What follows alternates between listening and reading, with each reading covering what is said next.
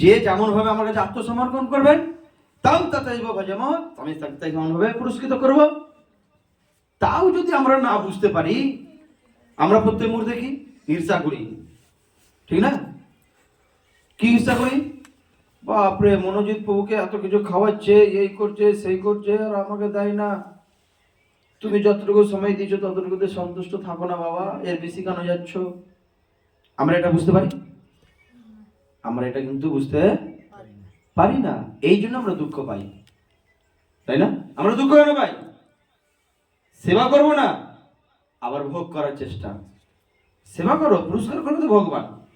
কর্ম করে যাও, ফলের আশা করো না। ভগবান বলছে না কর্ম করো, ফল তো আমি দেবো, যেমন কর্ম করবো এতটুকুই ফল দেবো, এর বেশি আমি দেবো না। কিন্তু আমরা কি এটাতে বিশ্বাস করি না? আমরা বিশ্বাস করি না। আমাদের বিশ্বাস করতে হবে, এটা জেনে গেলে খুশি। আমরা মন্দিরে যাই দুঃখ পাই না কেন? আমি তো জানি, আমি তো মন্দিরে সেবা করি না, এত মন্দির থেকে, তাহলে আমি মন্দির থেকে পাওয়ার আশা কেন করবো? না, কেন আমি আশা করব? কিন্তু যে সবসময় থাকে সে পাওয়ার আশা করবে না, অটোমেটিক টাইম হলে বলবে এই মনোজিৎ বসুন, প্রসাদ পেয়ে যান।